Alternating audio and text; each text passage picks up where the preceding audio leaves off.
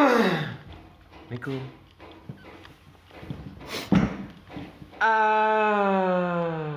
Hah.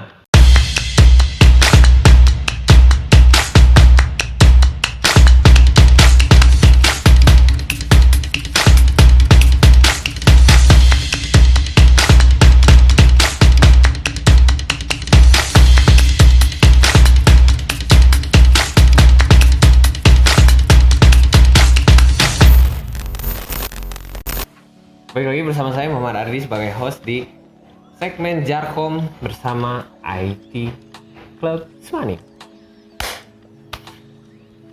Oke, di segmen pertama ini, at least ini episode pertama di segmen yang berjudul Jarkom. Maaf ya, sedang ada pembangunan di sekolah kami, jadi mohon maaf bila sedikit terganggu dengan suara-suara besi, suara palu, dan lain sebagainya. Oke, balik lagi ke materi. Oke, materi sekarang seperti yang kalian lihat di thumbnail, 5 tips untuk belajar komputer. Lebih tepatnya sebelum belajar komputer. Yang pertama, kalian harus punya laptop atau komputer. Kalau nggak punya, udah nggak usah belajar. Udah. Oh enggak. Canda. Kalian tuh harus punya motivasi dan kemauan. Yang pertama, kemauan dulu deh. Kemauan dan motivasi. Yang begitu. Mau dulu buat mengenal apa itu komputer, apa itu motherboard, apa itu Microsoft Office gitu. Minimal kalian mau dulu kenal dulu ya. Kan kalau pertemanan, kalau PDKT juga kan kenalan dulu, nggak mungkin langsung ayo. Hey. Jadi yang selanjutnya itu motivasi. Kenapa harus punya motivasi? Karena kalau nggak ada motivasi, kalian tuh sama aja kayak mau sesuatu tapi nggak tahu buat apa ya gitu. Nanti mau kalau udah bisa mau buat apa ya? Kalau udah bisa ngetik misalkan 10 jari buat apa ya? Motivasi itu harus ada, misalkan dari idola. Misalkan kalian punya idola, taruhlah Ardhito Pro. Kalau yang kedua itu Chandra Leo. Editor lain misalkan. Saya pengen bisa deh kayak si Chandra. Itu tuh harus ngelewatin step-stepnya dulu, jadi nggak langsung blok bisa. Pasti mereka juga pasti sih awalnya dulu pasti mau kenal dulu sama dunia editing, baru kesananya dia belajar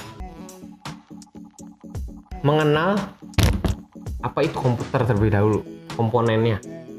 Minimal kalian tahu. Untuk yang sama sekali belum mengetahui apa itu komputer ya, minimal kalian tahu dulu keyboard sama mouse. Minimal kalian harus tahu dulu hardware ini, harus tahu. Kalau misalkan kalian udah tahu ini, nah berarti kalian itu udah masuk ke step selanjutnya. Nggak akan dibahas di sini karena ini judulnya 5 tips belajar komputer untuk pemula. Menggunakan komponen sesuai dengan fungsinya. Misalkan kalian udah tahu keyboard, tapi fungsinya belum tahu buat apa. Nah, kalian cari tahu dulu fungsi keyboard tuh buat apa. Nah, terus mouse. Kalian tahu ini mouse namanya, tahu dulu aja, tapi nggak tahu fungsinya. Nah, kalian cari tahu dulu fungsinya sebelum kalian menggunakannya. Mencari tutorial pembelajaran yang kalian anggap itu menyenangkan. Kenapa harus menyenangkan? Karena kalau belajar tapi kalian ngerasa bosen, itu lama banget prosesnya. Kalian bisa itu lama banget. Nah, intinya kalian tuh teman-teman tuh harus bisa milih gitu. Oh, ini tutorialnya asik gitu. Nah, kalau asik terusin, ikutin gitu maksudnya. cara-cara step dia tuh kayak gimana. Itu sih apa ya, optional gitu. Bisa kalian milih si A, si B, atau si C, tergantung selera kalian tuh kayak gimana mau belajarnya. Terus yang terakhir, coba belajar sedikit demi sedikit. Jadi nggak usah harus sehari itu kalian bisa 10 jari, nggak. Jadi minimal kalian tahu cara ngetik tuh kayak gimana gitu. Nggak gini gitu. Ini cuman preview ya. Banyak kejadian orang ngetik 11 jari itu cara tersalah gitu. Saya nggak menyarankan juga buat 10 jari sih. Bukan nggak menyarankan, maksudnya nggak mengharuskan untuk 10 jari. Cuman minimal kalian semua jari kalian tuh ada di sini, nggak gini. Itu bakal lama banget kalian kalau mau belajar. Kalau jari kalian ditaruh di keyboard semua, itu minimal kalian nantinya terbiasa gitu. Oh, tahu kelingking tuh di A, terus jari manis itu di S, jari tengah itu di D, dan sebagainya. Minimal tahu itu. Dan ingat, jangan pernah pakai 11 jari.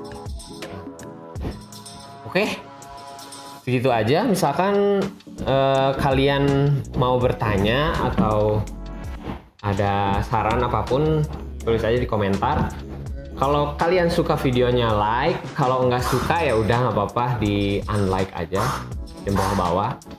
Terus share jika video ini bermanfaat, subscribe juga untuk membantu channel ini berkembang. Sekian dari saya, Muhammad Ardi, salam teknologi.